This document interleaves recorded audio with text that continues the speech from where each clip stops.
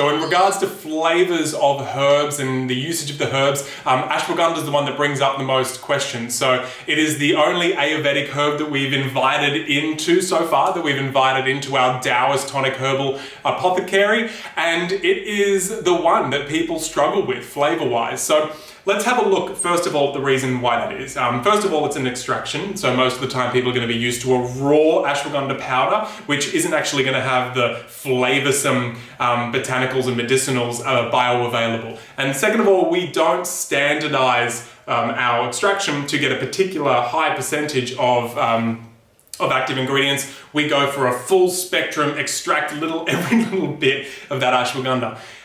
Which makes it pretty potent on its own. So we've also, remember, I've kind of shared this story before we came out with ashwagandha, it was about 3 years that me and my team in China, we were looking for a source of ashwagandha that was coming from the really beautiful gnarly soil, that was like nice dry environments, small batch farms, basically just looking for the best ashwagandha that we could. Then the other thing people sometimes don't realize is we're getting that ashwagandha back to our facility in China, where we get to control that extraction process. And so that same rigorous herbalist driven extraction that we're going through, like via understanding the herb, how to get the most out of it, that's the same process that our ashwagandha is going through. It's not a different place that it's just because it's coming from a different country.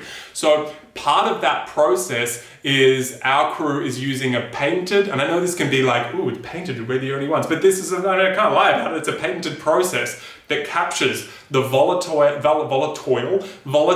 oils that are often lost during that heating process. So when you're making a tea as well, you're losing those volatile oils, and then reintroducing that back in. So in that final powdery extract you get in that ashwagandha has those volatile oils, and that's one of the reasons why it's like a punch in the mouth flavoursome. Now 20% of you really love that flavour and really appreciate and love this ashwagandha.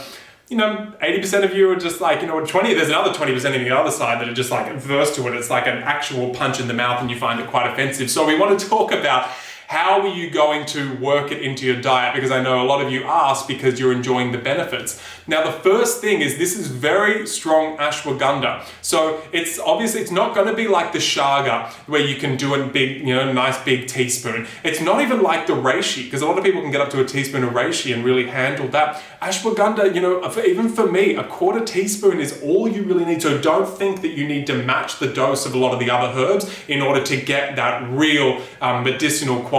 So that's the first thing. If you're having it in tonics, especially if you're having it in smoothies, compliance is key. So only take the dose up so that that ashwagandha isn't actually going to overpower the entire fruit green smoothie, hot chocolate, whatever it is. Because that flavor profile, what it is telling your body is what an appropriate dose is anyway. Reishi does that with its bitterness. You can't do a tablespoon a lot of the time of reishi because it's going to blow the flavor out of your hot chocolate. You can't do it. Same with ashwagandha. So lower the dose to the point where it's bearable and doable for you.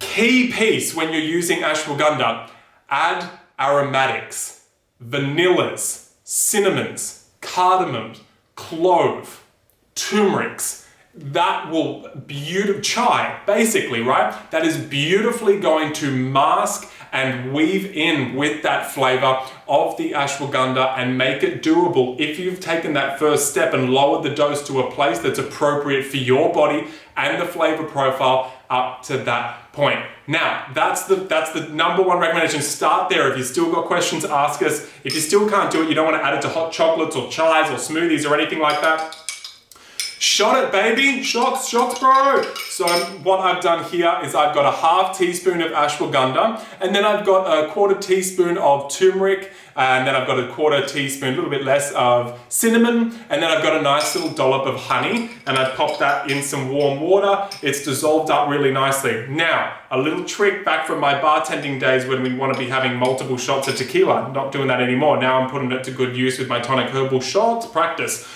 When most people are taking a shot, whether it's herbal or tequila, they're going to shot and then breathe in. What you're going to get is all the vapors of the alcohol or the oils of that tonic, and you're going to breathe them in. They're going to hit your receptors real quick, and you're going to go, What you want to do, right, is take a big breath in, maybe a little bit, take a shot,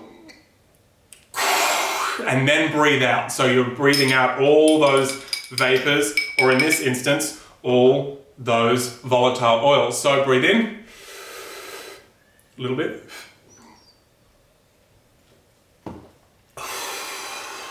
And that's delicious. I'm not just bunging that on. It's really delicious, really doable, and I haven't breathed in all those volatile oils, and so that's just a really effective way to take that shot. So get on your ashwagandha, people. If it's sitting there in the back of your cupboard, lower your dose, add lots of aromatic spices to it, and if you don't want to do that, just want to work on a bigger dose, get it in a shot with some turmeric, cinnamon, honey, and then take your shot and then breathe out. And you'll be on your way with ashwag.